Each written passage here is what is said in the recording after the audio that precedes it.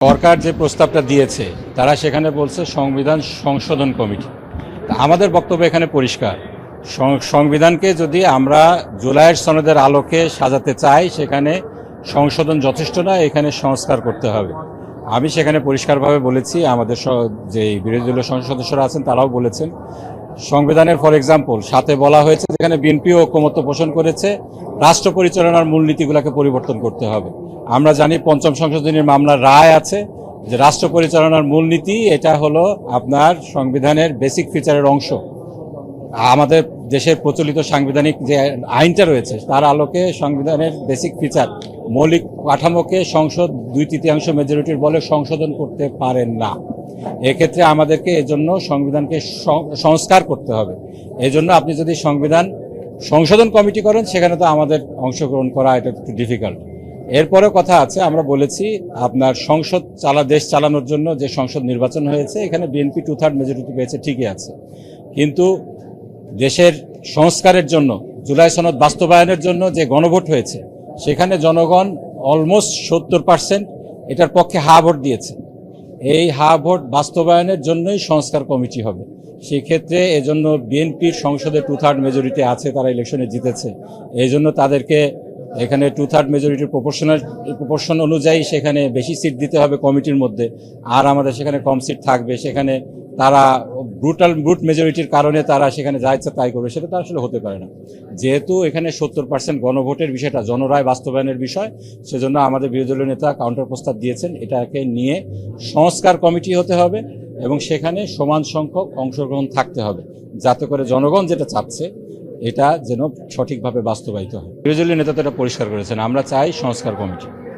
সুতরাং সংশোধন কমিটি এই মুহূর্তে আমরা এটা নিয়ে অংশগ্রহণ করার কোনো প্রশ্নই আসে না। আর এখানে যেহেতু এটা 2/3 মেজরিটির কথা তারা বারবার বলছেন, কিন্তু যেটা তারা এড়িয়ে যাচ্ছেন, এখানে একটা ভুল ইনফরমেশনও তারা দিচ্ছেন, তাদের নাকি 51% ভোট তারা পেয়েছেন, আসলে ভোট তাদের 49%। হ্যাঁ, যদি স্বতন্ত্র যারা সদস্য আছেন তাদেরকে মিলে 51% হতে পারে। ইভেন দেন সংস্কারের পক্ষে ভোট দিয়েছে 70%-এর কাছাকাছি ভোটার। তো তাদের কনসার্নটা রেজ করার জন্য, তাদের বিষয়টা স্বার্থটাকে দেখার জন্য আমাদের সংশোধন কমিটি, যেটা সংশোধন কমিটি তো না, সংস্কার কমিটি, সেখানে ইকুয়াল রিপ্রেজেন্টেশন থাকতে হবে। আপনি যদি সংশোধন করতে চান, আমি তো বলেছি বাংলাদেশের প্রচলিত আইন দেখতে হবে না, আপনি সংশোধন করে তো অ্যামেন্ডমেন্ট করে 142 আন্ডারে, সেক্ষেত্রে তো আপনি যে মৌলিক সংস্কারের বিষয়গুলো বলা হচ্ছে সেগুলো ঢুকাতে পারছেন না। তার মানে ইন এফেক্ট প্রকারান্তরে আপনারা জুলাই সনদ বাস্তবায়ন করবেন না, সেদিকে যাচ্ছেন।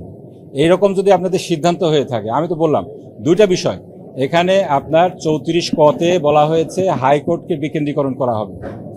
হাইকোর্টকে যদি আপনি বিকেন্দ্রীকরণ করতে চান, এই হাইকোর্ট বিকেন্দ্রীকরণ এর আগেও একবার হয়েছিল 8ম সংশোধনীর মাধ্যমে। এরশাদ তৎকালীন স্বৈরশাসক 2/3 মেজরিটির বলেই 8ম সংশোধনীর মাধ্যমে হাইকোর্টকে বিকেন্দ্রীকরণ করেছিল, কিন্তু পরবর্তীতে একটি মামলা হয়, আনোয়ার হোসেন চৌধুরীর মামলা, এটা খুব বিখ্যাত মামলা।